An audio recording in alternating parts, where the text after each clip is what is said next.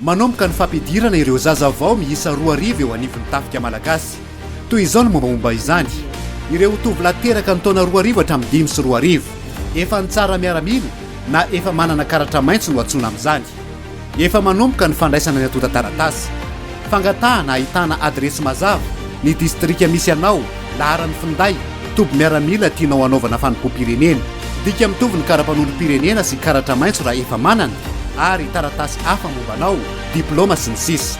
Ny andefasana ny atota taratasy ho an'ireo teraka ny taona 2 hatramin'ny 5 sy 2 alefa amin'ny andriamatoa jeneraly lehiben'ny etamazorindreo tafika, boîte postale 394 Andohalo, Antananarivo 101 amin'ny alalan'ny poste malagasy, na koa amin'ny andriamatoa jeneraly talen'ny fanompoam-pirenena sy ny fitantanana fiandry, boîte postale 900 Andohalo, Antananarivo 101. Ho an'ireo teraka ny taona 5 sy 2 alefa avy hatrany amin'ny andriamatoa jeneraly lehiben'ny etamazorindreo tafika. Mifarina ny 30 avril ho avy izao ny fandraisana ny atota taratasy. Fadio ny goligoly, Sahim Turk. Telefôny 032 03 013 41. Ho tsy ambara telo ny mombamombanao.